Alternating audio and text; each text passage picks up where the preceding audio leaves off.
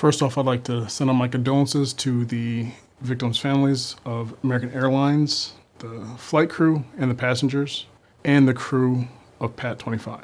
If you guys didn't know, I spent 12 years of my life in the Army, and it was all in Army aviation. I was a Black Hawk crew chief. When I heard about this accident, I kept going over my head like, how could this happen? It just didn't make sense to me.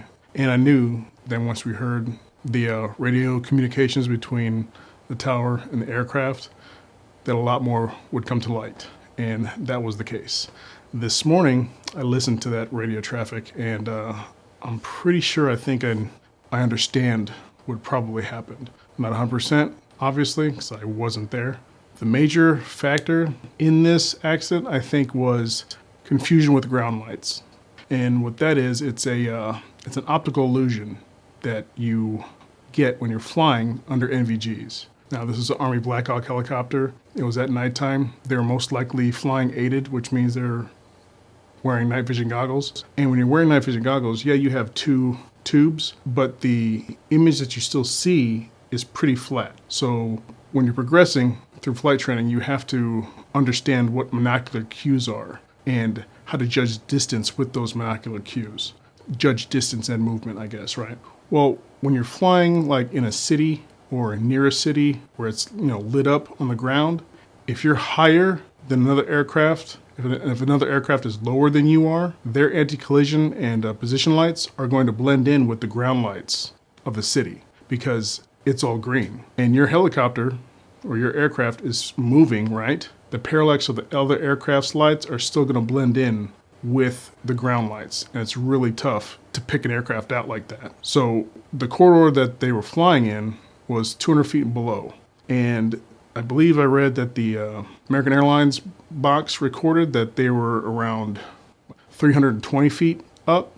I found a flight simulator clip that shows you the perspective or a possible perspective from the Black Hawk's position.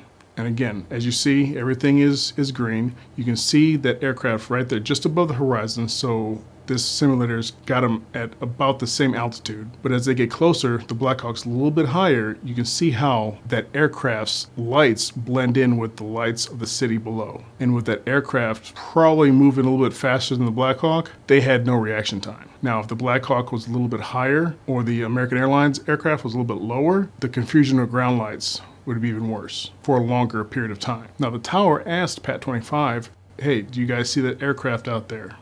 And they responded, yes, we see that aircraft, and they requested visual separation. So when the Black Hawk crew requested visual separation, the tower agreed, said, okay, that means that the responsibility is now on the Black Hawk crew to maintain that visual separation for no collisions. They continued down that corridor, and the American Airlines continued in its path to land.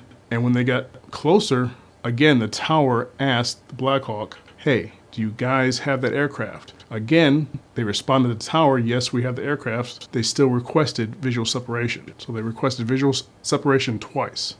And then shortly after that second visual separation request, that's when the accident happened. Now, regardless whether DEI had anything to do with the hiring practices of the airport and their air traffic control people, I have no idea. The guy that was on air traffic control, he did his job. He repeatedly asked the Black Hawk crew if they saw that aircraft, and they kept saying yes, they did, and asked for responsibility, that visual separation. So regardless of their hiring practices, I don't think it's on the air traffic control. What it comes down to is I think the air crew, the two pilots, they looked out and they thought they saw the aircraft that the tower was talking about. But the aircraft that they were probably referring to was the aircraft behind the aircraft that they hit.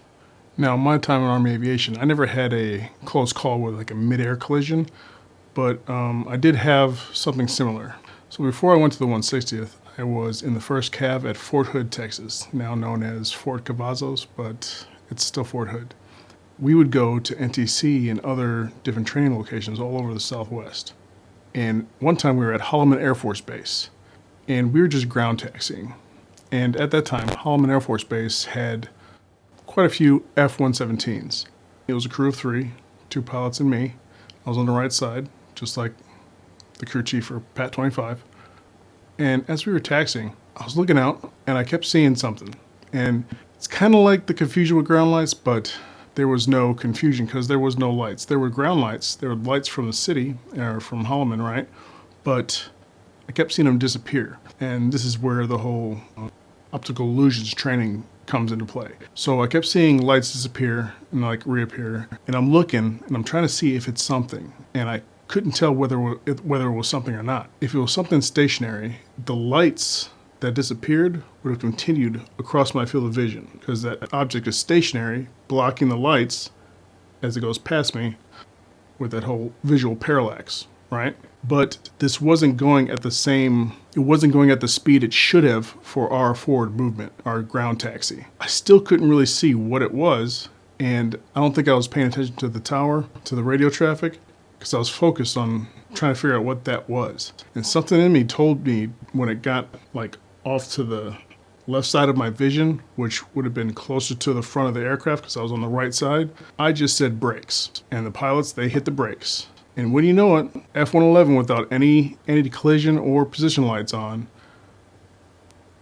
came rolling right past us. I got a good call, crew chief, from the pilots, you know, a little attaboy, but that could have been bad.